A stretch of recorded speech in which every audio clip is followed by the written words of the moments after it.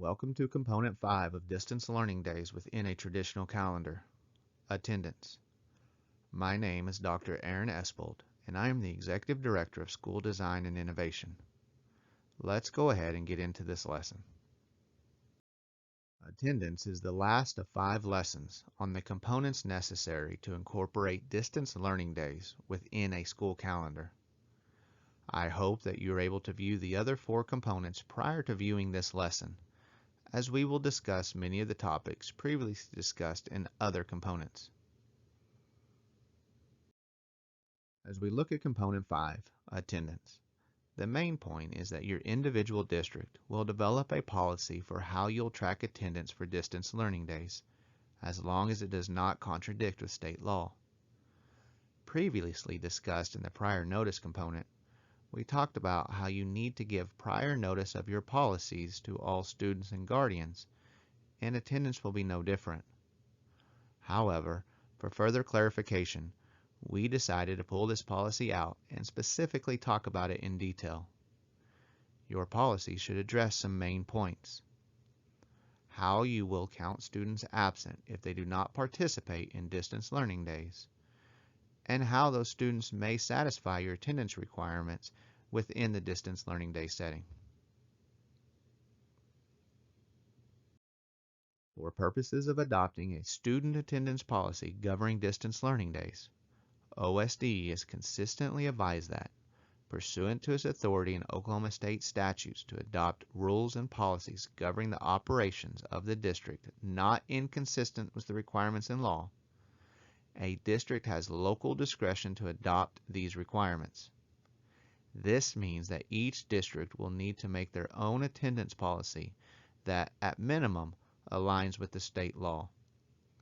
Furthermore, OSDE encourages districts to consult with other available resources prior to the adoption of a local policy governing attendance for students for virtual education, including but not limited to the statutory requirements for statewide virtual charter schools as an option for districts to adopt. For a distance learning day scenario, it is the recommendation of this guidance that a district follows the option for tracking attendance through validating the attempt for the completion of instructional activities. Just like a student may not complete their entire assignment in a traditional setting in one day without coming back the next day to ask questions and get additional assistance, the same may be true of a distance learning day. However, attendance could be tracked by validating the attempt to complete the assigned lesson. Please remember that completion is different than grades, and grading would need to be addressed in a different policy. Additionally, House Bill 2905 defines instructional activities as the following: instructional meetings with a teacher, completed assignments that are used to record a grade for a student that would be factored into the student's grade for the semester during which the assignment is completed. This is important because to count as an instructional activity, it must be for a grade.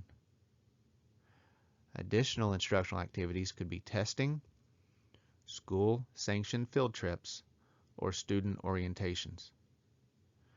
We encourage you to visit with your retained counsel and school support organizations, as they may have policies that you can adopt. Again, this cannot be a one-size-fits-all policy from SDE, as there are many factors into individual districts that come into play when creating policies. Additionally, you'll need to think through how you will track your teacher attendance as well. This will be a local decision governed by your board policy. However, you might consider a teacher work log or contact logs as one possible piece of policies. Thank you for participating and continuing to provide additional educational experiences within your district.